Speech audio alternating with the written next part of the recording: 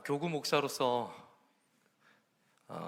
성도님들 가정에 장례를 마치고 돌아올 때면 문득 이런 생각을 하게 됩니다.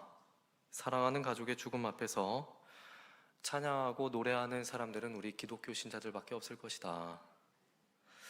유족들의 마음이 왜 아프지 않겠습니까마는 사랑하는 가족의 죽음 앞에서도 찬양하는 우리 신자들은 극도의 슬픔 속에서도 찬양하는 이유가 있는 사람들일 것입니다. 시편 27편을 쓴 다윗은 원수들이 달려들어서 자신의 살을 뜯고 죽인다 해도 나는 태연히 주를 바라보고 노래하며 찬양하겠다라고 고백을 합니다. 극도의 위기 상황 앞에서 하나님을 노래하며 또한 찬양하는 것은 아무나 할 수 있는 일이 절대로 아닙니다. 찬양하는 분명한 이유를 갖고 사는 다윗과 같은 신자들만이 할 수 있는 일입니다. 그렇다면 다윗은 어떻게 그러한 상황 속에서도 찬양할 수 있었을까요? 또 우리는 왜 찬양할 수 있을까요? 첫 번째 이유는 하나님은 우리를 구원하시는 분이시기 때문입니다. 2절 한번 보시기 바랍니다. 악인들이 내 살을 먹으려고 내게로 왔으나 나의 대적들 나의 원수들인 그들은 실족하여 넘어졌도다. 학자들도 시편 27편의 정확한 구체적인 배경에 대해서 이 시가 어떻게 해서 쓰여졌는지, 어떠한 상황에서 이 시가 쓰여졌는지 정확하게 알지는 못한다고 합니다. 하지만 분명한 것은 목숨이 위태로운 위기에 때라는 것이죠. 악한 사람들이 자신을 죽이려고 음모를 꾸미고 칼과 창을 들고 다가오는 상황이라면 누구든지 불안하고 초조해야 할 것입니다. 하나님 어떻게 나를 이 지경까지 몰아넣습니까? 이것은 아닙니다 라고 하며 죽겠다고 원망할 만한 상황인데 다윗은 이렇게 시를 써서 노래합니다. 1절 보시기 바랍니다. 여호와는 나의 빛이요 나의 구원이시니 내가 누구를 두려워하리요 여호와는 내 생명의 능력이시니 내가 누구를 무서워하리요. 노래하고 찬양할 때는 대개 기분이 좋거나 또는 상황이 편안할 때, 그럴 때입니다. 그런데 내가 처한 상황이 어렵다 보면 마음이 상해서 노래하고 찬양할 기분이 나지를 않습니다. 그런데 다윗은 원수들이 자신을 죽이려고 다가오는 상황에서 어떻게 찬양하고 노래할 수 있었을까요? 다윗은 하나님이 어떠한 분이신지 알았기 때문입니다. 칠흑같이 어둡고 암울한 동굴 안에 있어도 자그마한 빛이 들어오면 어두움은 한순간에 사라지게 되어 있습니다. 하나님은 어두운 인생들에게 찾아오셔서 한순간에 그 인생의 어둠이 물러가게 하시는 분이십니다. 다윗은 이것을 노래했던 것입니다.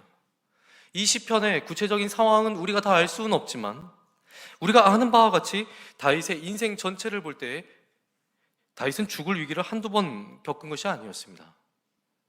목동 시절에 다윗은 양을 지키다가 짐승의 위협에 처해 있었고 골리앗 앞에 섰었고 사울 왕이 자기에게 창을 던지자 어쩔 수 없이 블레셋으로 도망가야만 했었습니다.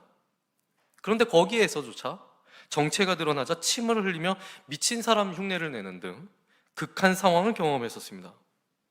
시시각각으로 자신을 향해 좁혀오던, 또한 포위망을 좁혀오던 사울이 죽고 다윗이 이스라엘의 왕이 되었지만 아들 압살롬의 반역으로 맨발로 왕궁을 빠져나가기도 했었습니다.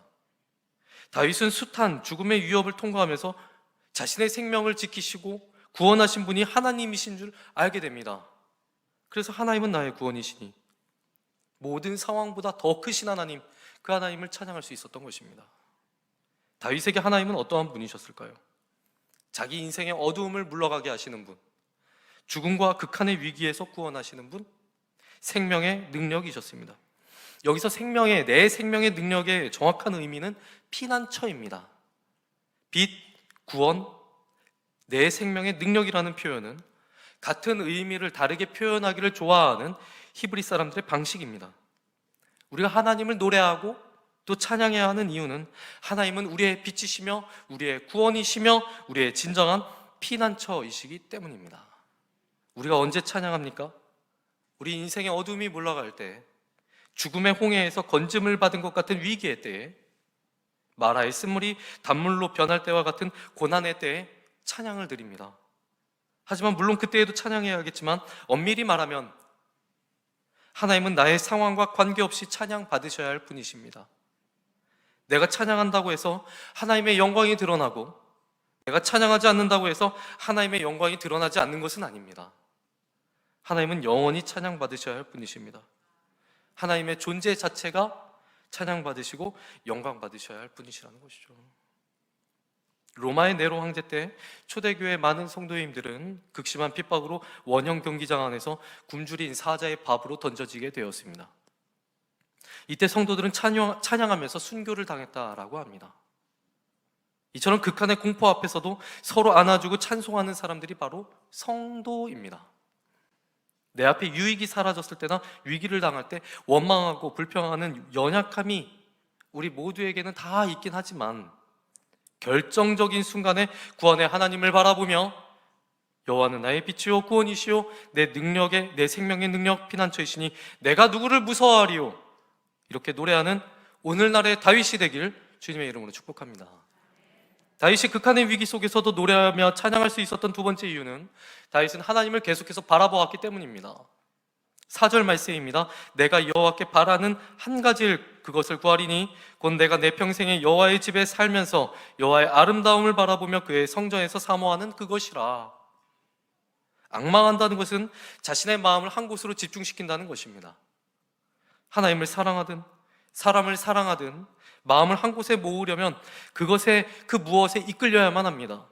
등 떠밀려서 되는 게 아니라 그쪽을 바라보게끔 하는 무언가가 있어야 한다는 것이죠. 그것이 무엇일까요? 우리 성도들에게는 바로 성도라는 정체성이 있기 때문입니다. 성도는 위기의 때 아버지 되신 하나님을 바라보게 되어 있습니다. 어린 아기가 아프거나 또는 어려움에 처하면 부모님을 가장 먼저 찾습니다. 왜 엄마 아빠를 찾습니까? 그것은 본능입니다. 동일하게 하나님의 자녀인 우리가 위기의 때에 하나님을 찾게 되는 그것은 영적인 본능입니다. 신자가 찬양을 잃어가는 이유 가운데 하나는 하나님을 바라보는 대신에 자신이 처한 상황에 집중하기 때문입니다. 원수가 자신의 목숨을 해치려고 달려드는 그 순간 다윗은 얼마나 두렵고 불안에 떨었을까요? 다윗은 바로 그 불안한 순간에 하나님만 바라봅니다. 그 순간 자신이 생각했던 것보다 더 크신 하나님께서 그 크신 팔로 자신을 안아주심을 느낍니다. 그때 다윗에겐 두려움 대신 평안이 깃들기 시작하면서 다윗이 하고 싶은 한 가지 일이 선명하게 나타났을 것입니다. 여호와의 집에 살면서 여호와의 아름다움을 바라보며 그의 성전에서 사모하는 그것이라. 다윗의 고백은 한 사람의 간증을 넘어서서 우리 신앙의 진리가 됩니다. 이사야서 40장 31절 말씀을 보면 하나님은 주를 앙망하는 자에게 새 힘을 주신다고 약속을 하셨습니다. 다윗은 하나님의 자녀이자 성도, 즉 신자였기 때문에 자신을 안아주시고 품어주시는, 그리고 또한 새 힘을 주시는 하나님을 바라볼 수밖에 없었습니다. 우리가 노래를 잃어버리고 찬양을 부르지 않는 이유가 무엇입니까? 하나님 아버지를 찾고 바라보는 자녀의 기본을 떠났기 때문입니다. 기본을 떠나면 어떤 일이 벌어집니까? 하나님의 도움 대신 사람의 도움을 바라보게 됩니다. 하나님의 공급하심보다 사람에게서 무엇을 더 얻을까 하여 이리 기웃 저리 기웃거리게 됩니다. 여러분은 어떠십니까? 하나님의 도우심만을 바라보는 하늘의 사람입니까? 아니면 사람의 힘을 구걸하는 땅의 사람입니까? 하나님을 바라보고 앙망하며 하나님의 크신 능력을 삶으로 경험하며 온몸으로 하나님을 찬양하고 노래하는 당당한 하나님의 자녀로 사시길 주님의 이름으로 축복합니다. 다윗이 찬양할 수 있었던 세 번째 이유는 고난 속에서도 희망을 발견했기 때문입니다. 5절 말씀입니다. 여호와께서 환난 날에 나를 그의 초막 속에 비밀히 지키시고 그의 장막 은밀한 곳에 나를 숨기시며 높은 바위 위에 두시리로다. 설교의 황태자라 불리는 스펄전 목사님은 여호와를 찾는 자는 그를 찬송할 것이라 이런 말씀을 하시면서 이것은 십자가 위에서 잘 드러난다고 말씀을 하셨던 적이 있었습니다. 주님을 찾는다는 것은 십자가 위에 달리신 예수 그리스도를 바라보는 것입니다. 십자가를 바라볼 때 우리의 모든 허물과 연약함을 덮으시고 안전한 반석 위에 두시는 그 하나님을 확신할 수가 있습니다. 또한 어떠한 상황 속에서도 희망을 발견할 수가 있는 것입니다. 그래서 성도는 위기의 상황 속에서도 고난 중에라도 하나님을 찬송할 수 있는 것이죠.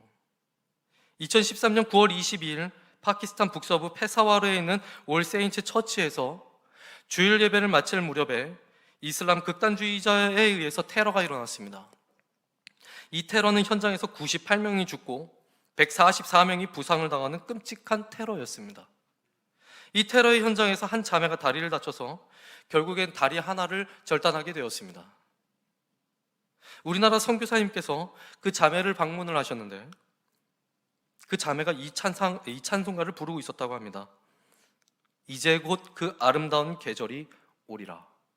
이제 곧 그 아름다운 계절이 오리라. 이 찬송은 테러를 당했던 올 세인트 처치에서 예배의 마지막에 항상 부르던 찬송이었다고 합니다. 테러로 사랑하는 부모와 가족을 잃고 자신의 다리를 잃었지만 주님의 십자가를 바라보며 이제 곧 그 아름다운 계절이 오리라고 찬양할 수 있는 사람, 주님께서 주신 새로운 희망을 바라보며 하나님을 노래할 수 있는 사람, 그 자가 바로 성도, 신자입니다.